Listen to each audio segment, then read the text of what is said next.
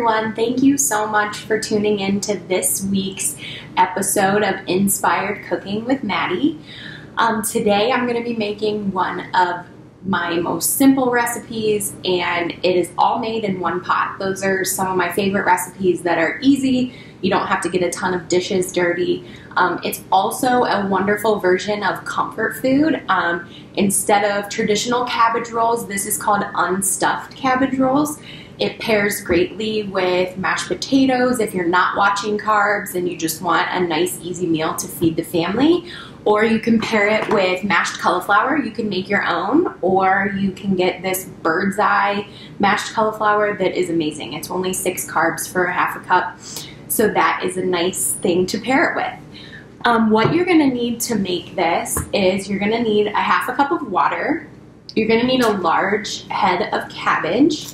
You're going to need between a pound and a pound and a half of ground beef. You can also use ground turkey or ground chicken. I just happen to have extra lean ground beef from Aldi. It's 96% lean. You're going to need an onion. You're going to need 24 ounces of, calls for tomato sauce, but I use, this is actually a tomato sauce.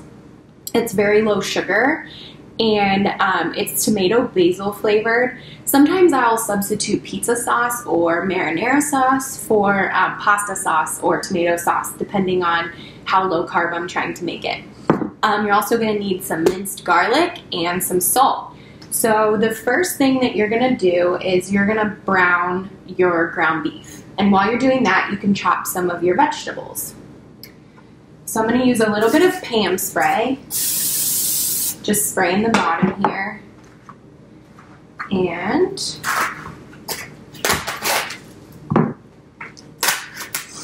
open my ground beef and pour it in there and let that start to simmer. While that is getting going, I'm going to chop my onion. It calls for a half of an onion, but I love onions. I put them in everything. So I'm going to just use a whole small onion. I like to dice it up really fine. You can sneak it in there if your kids don't like onions. You want to keep an eye on the ground beef just to make sure that it's not burning, especially if it's in a different section of the kitchen.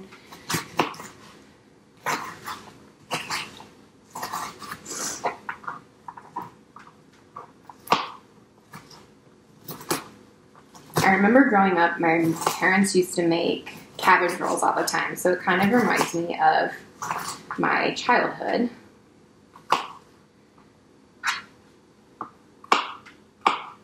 And that in itself is very comforting food. I like to just dice these up really fine. Sometimes even in my fridge, because I use onions so often, I will just get a bag of onions and cut them up for the week and have them in there. As this is cooking, just make sure you're stirring it, making sure that it doesn't burn.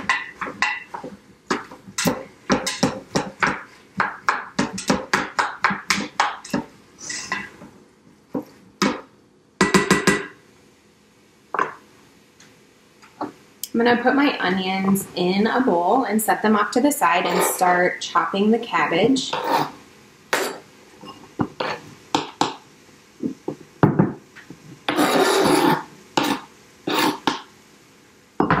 So onions are chopped.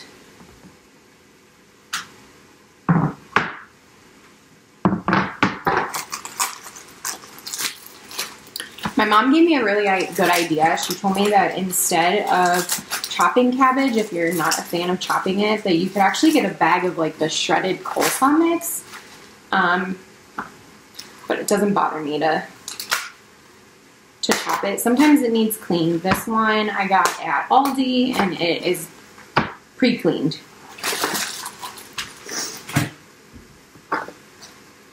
First, I'm going to chop this annoying part off and toss that. I feel like there's no great way to chop cabbage. It's always kind of messy and flies everywhere.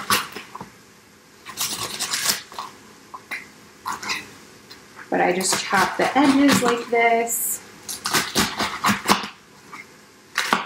kind of to cut around the core, because I don't put the core in my dishes. I'm gonna take a break here and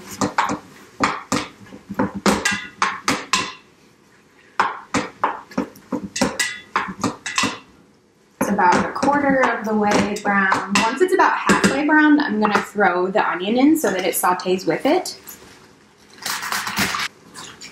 There's no pretty way to chop cabbage up.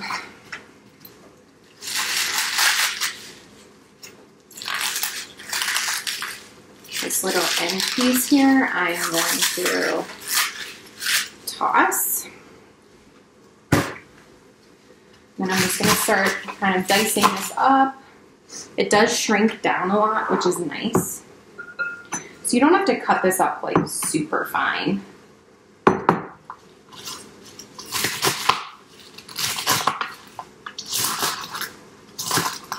But I like mine more fine than bulky, just so it's easier to eat. You can also break some of it up with your hands. Keep stirring this. So it is about halfway browned at this point, and I'm gonna toss the onions in here.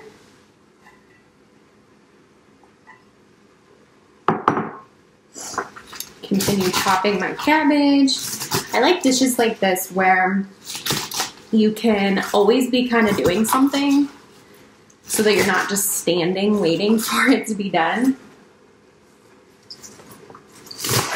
And literally this meal is like probably 10-minute prep time and like a 20-minute simmer time. So this is great, you know, if you're getting home late from work and you just want like a quick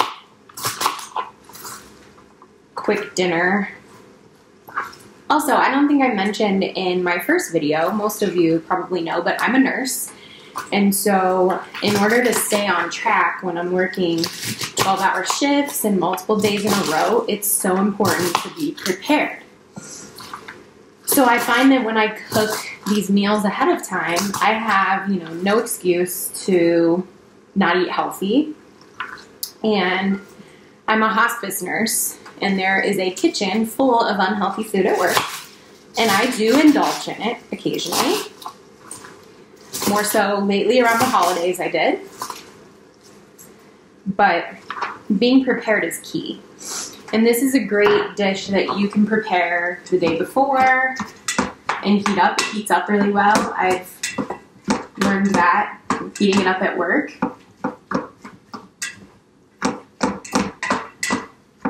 So we're almost browned.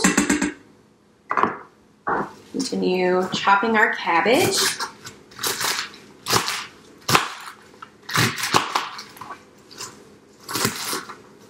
Get a little arm workout when you're chopping cabbage. But like I said, it doesn't have to be super fine. It can even be like big pieces like this. They shrink a lot when they are cooked. I learned that the first time I made it, and I diced them up like super fine, and it took quite a while longer, and it got down to like coleslaw looking. Like I said too, cabbage is messy to cut.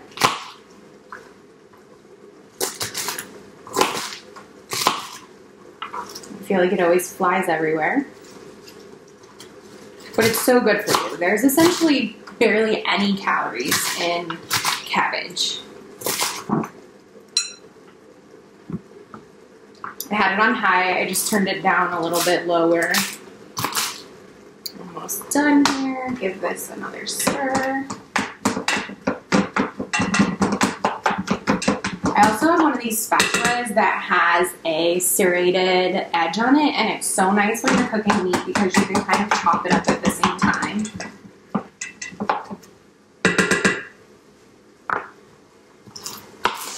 I think I got that at Marshall's.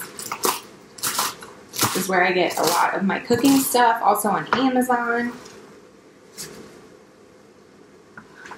But it doesn't have to be anything fancy when you're cooking, just simple tools. Now I'm gonna add the garlic, and this calls for 2 cloves.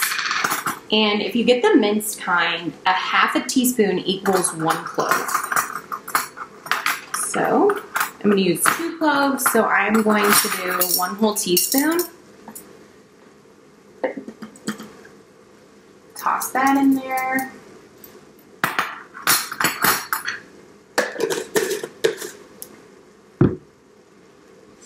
And then I'm gonna stir this up some more, just making sure to ground up the meat so it's not chunky.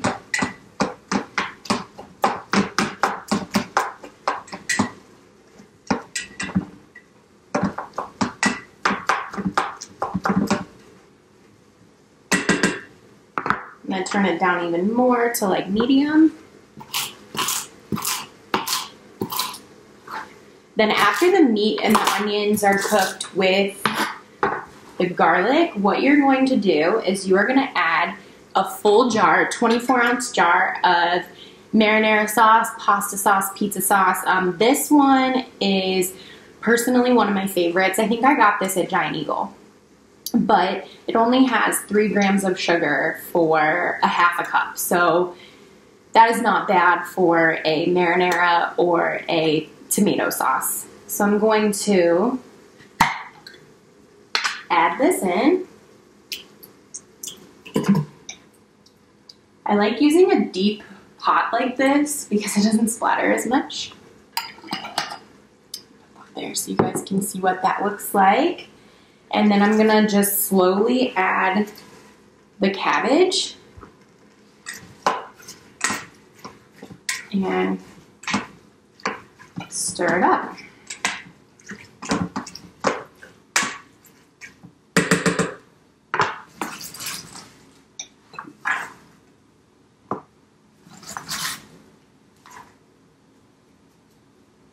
And even turn it down a little bit lower. As this is simmering, kind of just want to mash the cabbage down. And the more that it simmers,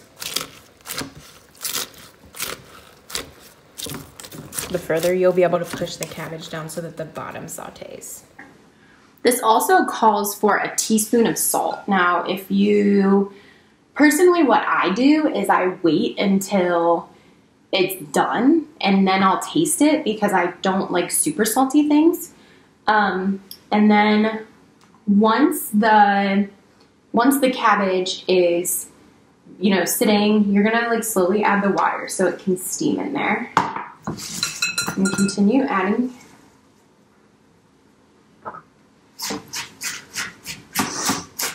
And mixing it up.